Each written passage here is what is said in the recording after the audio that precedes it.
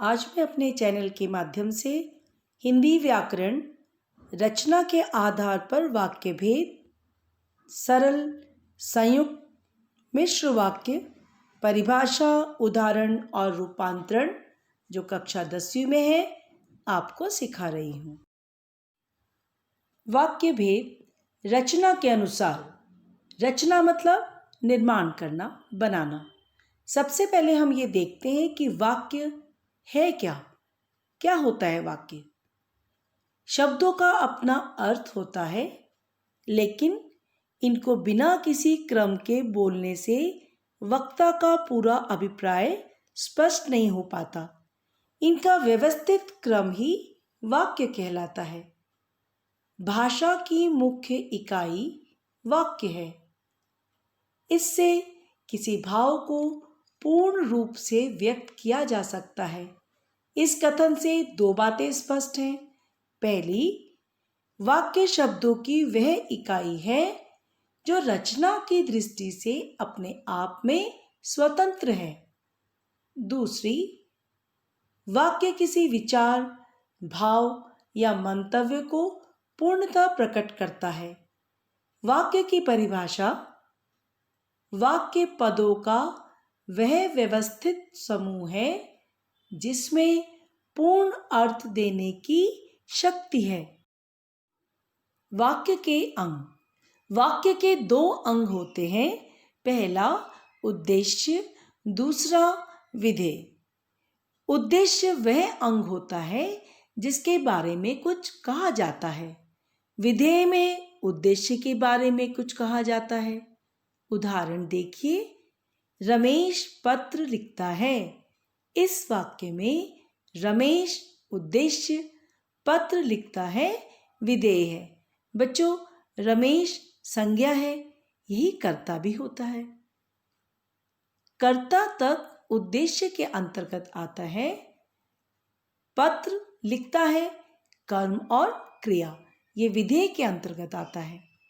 यह बात ध्यान रखने योग्य है कि वाक्य में प्रयुक्त पद किसी न किसी संबंध से परस्पर जुड़ा होता है। यह संबंध ही पदों के समूह के वाक्य का रूप प्रदान करता है। वाक्य में पदक्रम का होना आवश्यक है। हिंदी भाषा में सामान्यतः पदक्रम कर्ता, कर्म, क्रिया होता है। अर्थात कर्ता पहले आता है, फिर कर्म और अंत में क्रियापद। जैसे बालक सेब खाता है। यहाँ बालक कर्ता है, सेब कर्म और खाता है क्रिया है। रचना की दृष्टि से वाक्य भेद। रचना की दृष्टि से वाक्य तीन प्रकार के होते हैं। पहला सरल वाक्य, दूसरा संयुक्त वाक्य, तीसरा मिश्र वाक्य। पहला सरल वाक्य। इस प्रकार के वाक्य में एक ही मुख्य क्रिया होती है। सरल वाक्य में कर्ता एक से अधिक हो सकते हैं, पर विधेय एक ही होता है। जैसे बच्चे हंसे, बच्चे हंसते होंगे। लड़के मैदान में खेल रहे हैं। किसान रोटी खाकर खेत जाता है। वह हंसकर सबका मन जीत लेता है। बच्चों, आप देख रहे हैं, हंसे, हंसते होंगे, ये क्रिया का विस्तार हो गया, किंतु क्रिया एक ही है। किसान रोटी खाकर खेत जाता है। खाकर पूर्वकालिक क्रिया है, ये समापिका क्रिया में परिवर्तित हो गई है, किंतु जो मुख्य क्रिया है वो अंत में आ रही है, जाता है। मुख्य क्रिया लाल रंग से दर्शाई है और समापिका क्रिया नीले रंग से दर्शाई है। ध्यान रहे कि क्रियापदों की संख्या एक भी हो सकती है, दो भी, तीन, चार भी हो सकती है, किंतु ये सरल वाक्य ही हैं। इन्हें साधारण वाक्य भी कहते हैं। बच्चों, हम सरल वाक्य पढ़ रहे हैं। सरल वाक्य में एक ही मुख्य क्रिया होती है, किंतु कई बार दो वाक्य को जोड़ने के लिए पूर्वकालिक क्रिया, समापिका क्रिया इनका प्रयोग होता है। आप अब पढ़िए सहायक क्रिया। सहायक सहायता करने वाले शब्द जो क्रिया के रूप में हम प्रयोग करते हैं। मुख्य क्रिया के अतिरिक्त जो अन्य पद सहायक बनते हैं उन्हें सहायक क्रिया कहते हैं। सहायक क्रिया अनेक प्रकार की होती है, जैसे समापिका क्रिया, रंजक क्रिया, पूर्वकालिक क्रिया आदि। सरल वाक्य की शर्त यह है कि उसमें एक मुख्य क्रिया हो, परंतु क्रियापद एक से अधिक हो सकते हैं, जैसे किसान रोटी खाकर खेत जाता है, वह हंसकर सबका मन जीत लेता है। स्पष्टीकरण देखिए, इन दोनों वाक्यों में दो दो क्रियाएं हैं। मुख्य क्रिया लाल रंग से दर्शाई गई है, जाता है, जीत लेता है। पूर्वकालिक क्रिया नीले रंग से दर्शाई है, खाकर, हंसकर। मतलब दोनों में पहला कार्य पूर्ण हो गया है, पूर्वकालिक क्रिया, किंतु मुख्य क्रिया एक ही होती है। बच्चों याद रखिए, पूर्वकालिक क्रिया मुख्य वाक्य का अंग है, उसका अलग अस्तित्व नहीं है, उससे वाक्य को पूर्णता नहीं मिलती, इसलिए वह मुख्य क्रिया नहीं है। वह क्या है? सहायक क्रिया। मुख्य क्रिया अंत में आती है। बच्चों मैं आपको सिखा रही हूं मुख्य क्रिया की पहचान।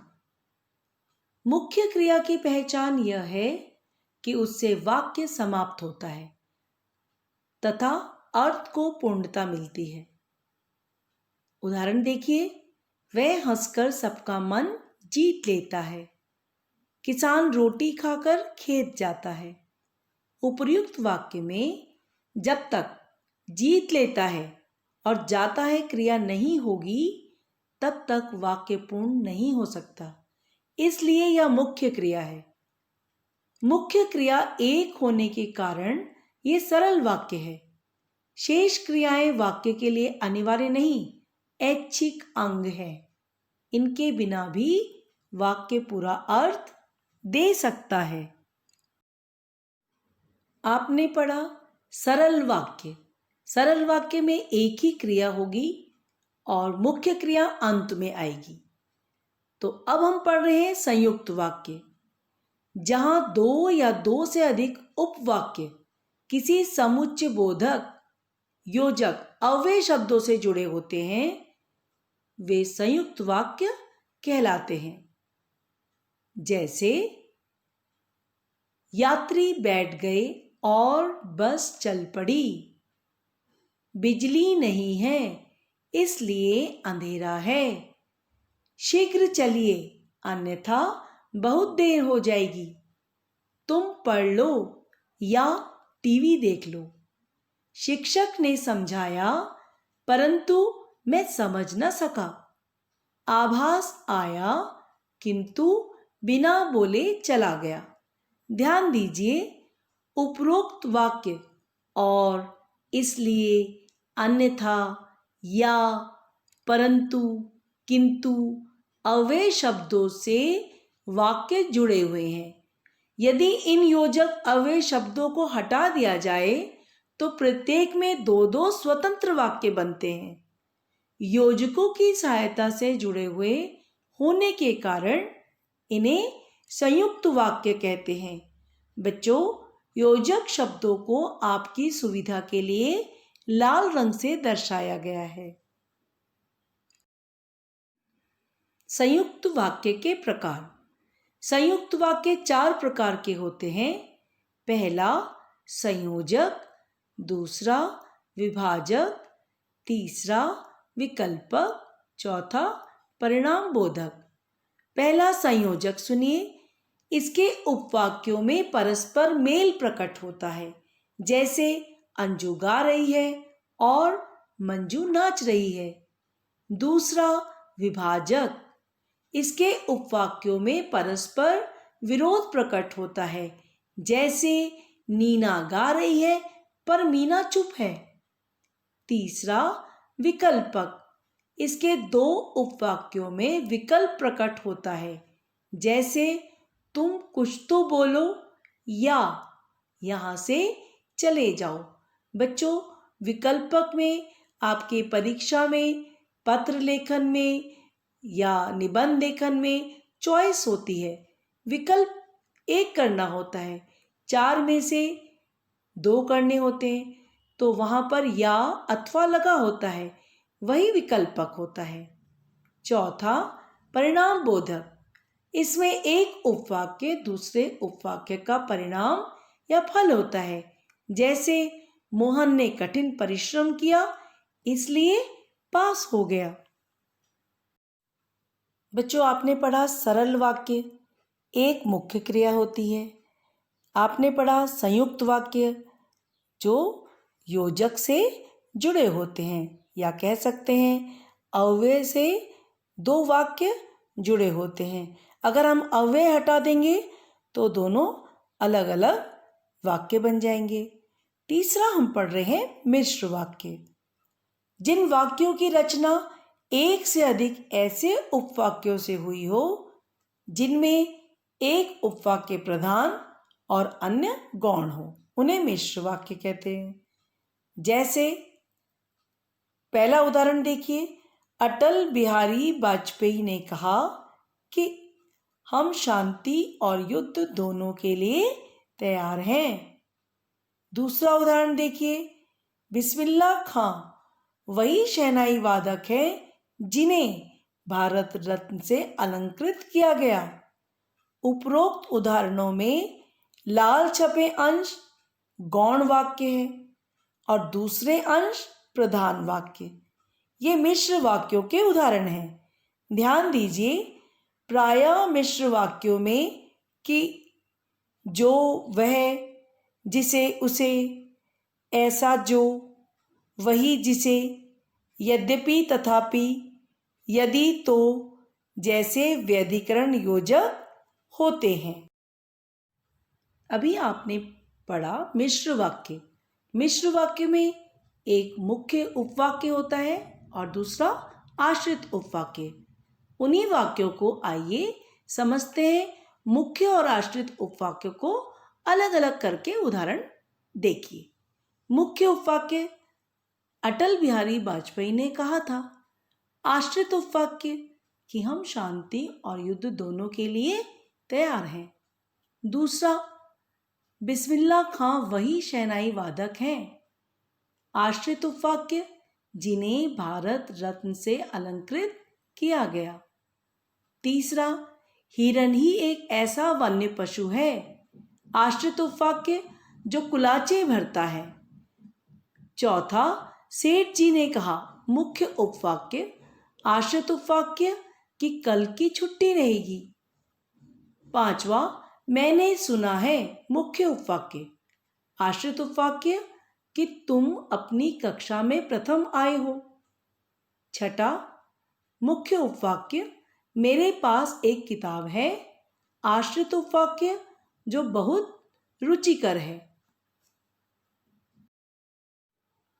मुख्य और आश्रित उपवाक्य को पहचानना। ध्यान देने योग्य 3 बिंदु याद रखिए। पहला, वाक्य में मुख्य उपवाक्य की क्रिया ही मुख्य क्रिया होती है। दूसरा, वाक्यों में आए आश्रित उपवाक्यों का आरंभ अधिकांशतः समुच्चय बोधक शब्दों से होता है, जैसे जिसने, कि, जिन्हें, जिसमें, जो, जिसको, जहां, जब, अगर, तो, क्योंकि, यदि, परंतु, तब आदि। तीसरा, आश्रित उपवाक्यों के आरंभ, मध्य या अंत में भी आते हैं। जैसे एक उदाहरण देखिए, 3 तरीके से समझा रही हूं। जिसने बालक की जान बचाई, वह युवती देहरादून में रहती है। तो ये आरंभ में आया। आपको बताया है कि उपवाक्य कैसे छांटना है। कैसे लगा होगा उसमें शुरुआत में? जिसने, जिन्हें, जिसमें, जिसको। तो यहाँ आश्रित उपवाक्य आरंभ में आया है। इसी वाक्य को दूसरे तरीके से देखिए। वह युवती जिसने बालक की जान बचाई देहरादून में रहती है। तो यहाँ मध्य में आश्रित उपवाक्य का प्रयोग किया गया है। तीसरा, वह युवती देहरादून में रहती है जिसने बालक की जान बचाई। तो आश्रित उपवाक्य जिसने से प्रारंभ हुआ, ये यहाँ अंत में आया है। आश्रित उपवाक्य के भेद। पहला, संज्ञा आश्रित उपवाक्य। दूसरा, विशेषण आश्रित उपवाक्य। तीसरा, क्रिया विशेषण आश्रित उपवाक्य। संज्ञा उपवाक्य। जो उपवाक्य मुख्य वाक्य की किसी संज्ञा के स्थान पर प्रयुक्त हुआ हो, उसे संज्ञा उपवाक्य कहते हैं।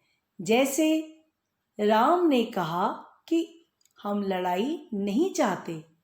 यहाँ हम लड़ाई नहीं चाहते उपवाक्य राम ने कहा उपवाक्य कर्म के रूप में प्रयुक्त हुआ है, अतः यह संज्ञा उपवाक्य है। पहचान संज्ञा उपवाक्य की। सामान्य रूप से संज्ञा उपवाक्य की से आरंभ होते हैं। संज्ञा उपवाक्य के अन्य उदाहरण।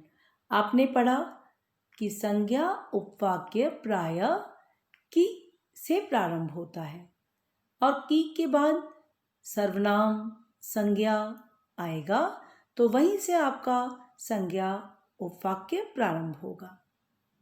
आपके लिए संज्ञा उपवाक्य लाल रंग से दर्शाया गया है। उदाहरण देखिए। मुझे विश्वास है कि वह दीपावली पर अवश्य आएगा। तुम नहीं जाओगे, मैं जानता था। इस वाक्य में अल्प विराम का प्रयोग हुआ है, कि का लोप है। राम ने कहा कि हम लड़ाई नहीं चाहते। मैं चाहती हूं कि तुम डॉक्टर बनो। सेठ जी जानते हैं कि नौकर ईमानदार है। रूपा चाहती है कि वह नौकरी करे। गीता में कहा गया है कि कर्म पर ही मनुष्य का अधिकार है। गुरुजी ने कहा कि कल से परीक्षाएं प्रारंभ होंगी। स्वामी जी ने कहा कि शाकाहारी बनो। सिपाही ने बताया कि उसने चोरी करने वाले युवक को पकड़ लिया। तो बच्चों याद रखिए, संज्ञा उपवाक्य की से प्रारंभ होता है और पहचान क्या है कि इसके बाद सर्वनाम आएगा, संज्ञा आएगी, किसी का नाम आएगा, तो वहाँ से आपका संज्ञा उपवाक्य प्रारंभ होगा। आप उसे आसानी से पहचान सकते हैं। दूसरा है विशेषण उपवाक्य।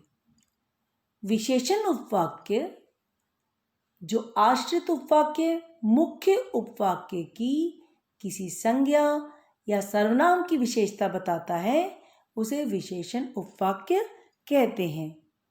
जैसे जो मेहनत करता है उसे अवश्य सफलता मिलती है। उस लड़के को बुलाओ जिसने काली कमीज पहनी है। ध्यान दीजिए, विशेषण उपवाक्य का प्रारंभ जो अथवा इसके किसी रूप, जिसे, जिसने, जिनको, जिनके लिए आदि से होता है। अन्य उदाहरण देखिए। यह वही बालक है जिसे कल पुरस्कार मिला था। वो पुस्तक कहाँ है जो आप कल लाए थे। जिसे आप ढूंढ रहे हैं वह मैं नहीं हूं। जो आदमी पत्र बांटता है वह डाकिया होता है। वह विद्यार्थी आगे आ जाए जिसने सबसे अधिक अंक प्राप्त किए हैं। तो बच्चों आपने देखा, संज्ञा उपवाक्य में की से प्रारंभ होगा और उसके बाद संज्ञा या सर्वनाम अवश्य आएगा। विशेषण उपवाक्य की पहचान जो से प्रारंभ होगा या उसका कोई रूप, जिसे, जिसने आदि। इससे आप आसानी से पहचान सकेंगे। आपकी सुविधा के लिए यहाँ विशेषण उपवाक्य को लाल रंग से दर्शाया गया है। बच्चों, आपने पढ़ा संज्ञा उपवाक्य, दूसरा विशेषण उपवाक्य, तीसरा आप पढ़ रहे हैं क्रिया विशेषण उपवाक्य। जिस आश्रित उपवाक्य का प्रयोग क्रिया विशेषण की भांति किया जाता है, अर्थात जो आश्रित उपवाक्य मुख्य उपवाक्य की क्रिया की विशेषता बताते हैं, उसे क्रिया विशेषण उपवाक्य कहते हैं। क्रिया विशेषण उपवाक्य किसी काल, स्थान, रीति, परिमाण, कार्य, कारण आदि का द्योतन करते हैं। जैसे जब तुम स्टेशन पहुँचे तब मैं घर से चला। जहाँ तुम पढ़ते हो वहीं मैं भी पढ़ता था। ध्यान रखिए, क्रिया विशेषण आश्रित उपवाक्य में जब, जैसा, जहाँ, ज्यों, त्यों, जब, तब, यदि, तो, वहाँ, जहाँ, जैसे, जैसे, जितना, जितनी, यद्यपि, ताकि समुच्चयबोधक अव्यय प्रयुक्त होते हैं। क्रिया विशेषण उपवाक्य के अन्य उदाहरण सुनिए। जब वर्षा हो रही थी तब मैं घर पर था। जहाँ जहाँ हम गए हमारा भव्य स्वागत हुआ।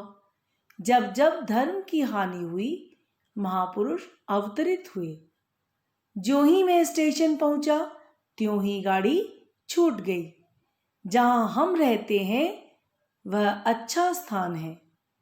जैसा मैं चाहता हूँ वैसा ही काम करो। ज्यों ज्यों वह बड़ा हो रहा है त्यों त्यों समझदार होता जा रहा है। जितना तुम जानते हो उतना काम करो। यदि वह दौड़ में प्रथम आएगा उसको तभी पुरस्कार मिलेगा। वह गोरा लड़का जहाँ खड़ा है वहाँ बड़ी धूप है। वह लड़का जिस तरह चल रहा है उसी तरह किसी स्वस्थ व्यक्ति को नहीं चलना चाहिए। जब राहुल मेरे पास पहुंचा तब लगभग 5 बजे थे। बच्चों, आपने उपवाक्य के 3 प्रकार पढ़े: संज्ञा आश्रित उपवाक्य, विशेषण आश्रित उपवाक्य और क्रिया विशेषण आश्रित उपवाक्य। बच्चों, आपका प्रश्न एक आता है परीक्षा में, उपवाक्य छांटकर नाम लिखिए। तो वो आपने सीख लिया है। संज्ञा आश्रित उपवाक्य, विशेषण आश्रित उपवाक्य, क्रिया विशेषण आश्रित उपवाक्य, उनकी पहचान मैंने आपको सिखा दी है। अब हम पढ़ेंगे संरचना की दृष्टि से वाक्य रूपांतरण, मतलब वाक्य परिवर्तन करने के लिए आता है परीक्षा में।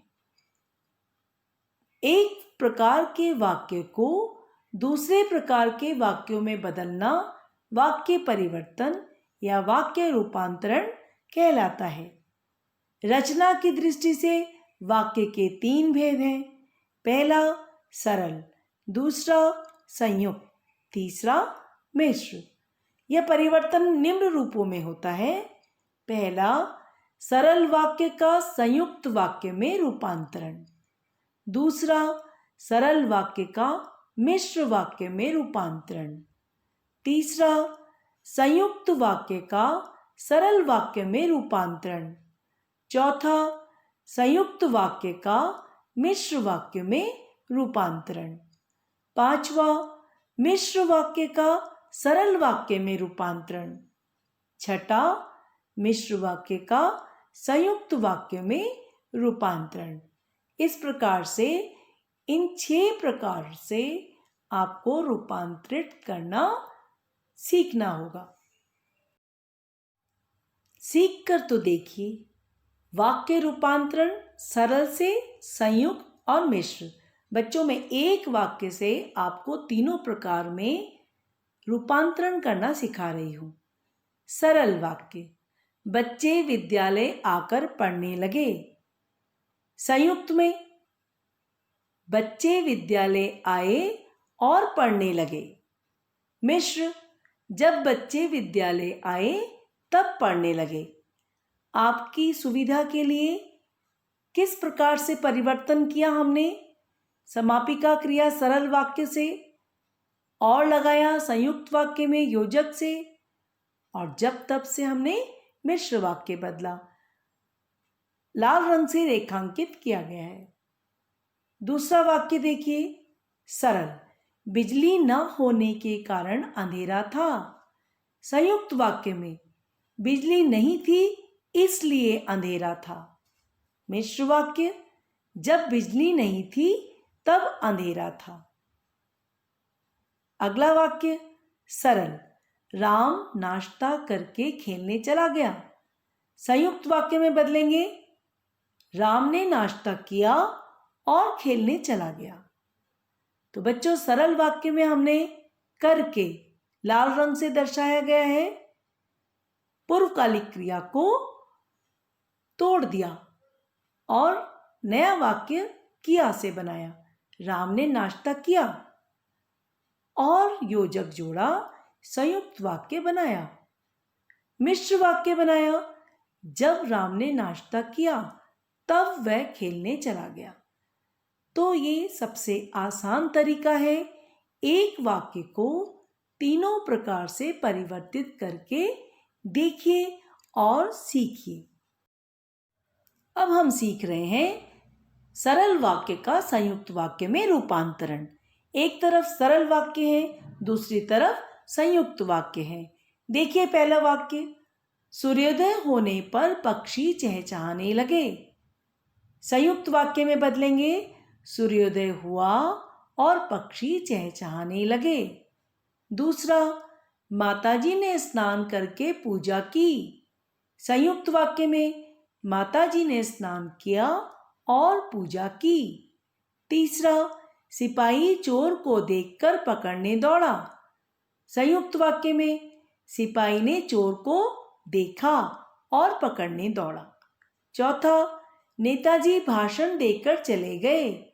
संयुक्त वाक्य में, नेताजी ने भाषण दिया और चले गए। पांचवा, भाई साहब नाश्ता करके दफ्तर गए।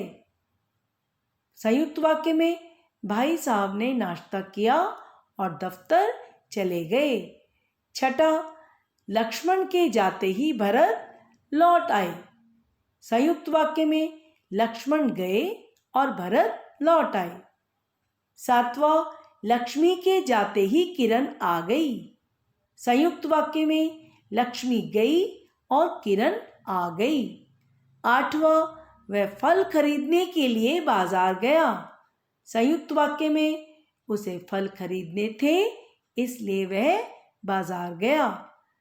नौवां, मुझसे मिलने के लिए प्रतीक्षा करनी पड़ेगी। संयुक्त वाक्य में देखिए, मुझसे मिल लेना परंतु प्रतीक्षा करनी पड़ेगी। बच्चों, सरल वाक्य में मुख्य क्रिया से पहले पूर्वकालिक क्रिया आ रही है, उसको हम मुख्य क्रिया में बदलेंगे और संयुक्त वाक्य के लिए योजक, संयोजक, विकल्पक लगाकर रूपांतरित करेंगे। अब हम सीखेंगे सरल वाक्य का मिश्र वाक्य में रूपांतरण। सरल से संयुक्त में आपने बनाया तो और लगाकर आपने वाक्य रूपांतरित किया। मिश्र वाक्य में रूपांतरित करेंगे तो जो, जैसे, इस प्रकार से रूपांतरित करेंगे। पहला वाक्य देखिए, परिश्रमी व्यक्ति अवश्य सफल होता है। मिश्र वाक्य में बदलेंगे, जो व्यक्ति परिश्रमी होता है वह अवश्य सफल होता है। दूसरा, पुत्र से मिलकर मां रो पड़ी। मिश्र वाक्य में, जैसे ही पुत्र से मिली मां रो पड़ी। तीसरा, लीला की माताजी का नाम सरला देवी है। मिश्र वाक्य में, जो लीला की माताजी हैं उनका नाम सरला देवी है। चौथा, धनी व्यक्ति हर चीज खरीद सकता है। मिश्र वाक्य में जो धनी व्यक्ति है वह हर चीज खरीद सकता है। पांचवा, प्रथम आने वाला पुरस्कार पाएगा। मिश्र वाक्य में जो प्रथम आएगा वह पुरस्कार पाएगा। छठा, खिलौने वाले को पानी पिलाओ।